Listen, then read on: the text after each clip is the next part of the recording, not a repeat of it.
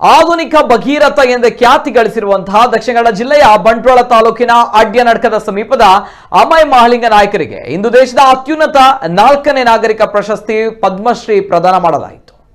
ರಾಷ್ಟ್ರಪತಿ ಭವನದಲ್ಲಿ ಇಂದು ನಡೆದಂತಹ ಸಮಾರಂಭದಲ್ಲಿ ರಾಷ್ಟ್ರಪತಿ ರಾಮನಾಥ್ ಕೋವಿಂದ್ ಪದ್ಮಶ್ರೀ ಪ್ರಶಸ್ತಿ ಪ್ರದಾನ ಮಾಡಿ ಗೌರವಿಸಿದ್ರು. ತುಳುನಾಡಿನ ಸಂಸ್ಕೃತಿಯ ಭಾಗವಾದ ಮುಟ್ಟಾಳೆಯನ್ನ ಧರಿಸಿ ಅಮೈ ಮಹಾಲಿಂಗ ನಾಯಕರು ಪ್ರಶಸ್ತಿ ಸ್ವೀಕರಿಸಿದ್ದು ಪ್ರಮುಖ ಆಕರ್ಷಣೆಯಾಗಿತ್ತು. ಈ ಸಂದರ್ಭ ಉಪರಾಷ್ಟ್ರಪತಿ ವೆಂಕಯ್ಯ ನಾಯ್ಡು, ಪ್ರಧಾನಿ ನರೇಂದ್ರ ಮೋದಿ, ಅಮಿತ್ ಶಾ ಸೇರಿದಂತೆ ಇತರ ಗಣ್ಯಾತಿ ಗಣ್ಯರು ಉಪಸ್ಥಿತರಿದ್ದರು. ಇದೇ ಸಂದರ್ಭ ಖ್ಯಾತ ಗಾಯಕ ಸೋನು ನಿಗಮ್ ಅವರಿಗೆ ಪದ್ಮಶ್ರೀ, ಮೈಕ್ರೋಸಾಫ್ಟ್ ಸಿಇಒ ಸತ್ಯ ನಾಡೆಲ್ಲ ಅವರಿಗೆ ಪದ್ಮಭೂಷಣ್, ಟೋಕಿಯೋ ಒಲಿಂಪಿಕ್ನ ಗೋಲ್ಡ್ ಮೆಡಲಿಸ್ಟ್ ನೀರಜ್ ಚೋಪ್ರಾ ಇವರಿಗೆ ಪದ್ಮಶ್ರೀ, ಕೃಷಿ ಕ್ಷೇತ್ರದಲ್ಲಿ ಸಂಶೋಧನೆ ಮಾಡಿದ ಅಬ್ದುಲ್ ಖಾದರ್ ನಡಕಟ್ಟೀನ್ ಇವರಿಗೆ ಪದ್ಮಶ್ರೀ, ಗೂಗಲ್ ಸಿಇಒ ಸುಂದರ್ ಪಿಚೈ ಇವರಿಗೆ ಪದ್ಮಭೂಷಣ್ ನೀಡಿ ಗೌರವಿಸಲಾಯಿತು. ಹಾಗೂ ಉತ್ತರ ಪ್ರದೇಶದ ದಿವಂಗತ ಮುಖ್ಯಮಂತ್ರಿ ಕಲ್ಯಾಣ್ ಸಿಂಗ್ ಇವರಿಗೆ ಮರಣೋತ್ತರವಾಗಿ ಪದ್ಮ ವಿಭೂಷಣ ಪ್ರಶಸ್ತಿಯನ್ನ ಕಲ್ಯಾಣ್ ಸಿಂಗ್ ಮಗ ರಾಜೀವ್ ಸಿಂಗ್ ಅವರಿಗೆ ನೀಡಿ ಗೌರವಿಸಲಾಯಿತು.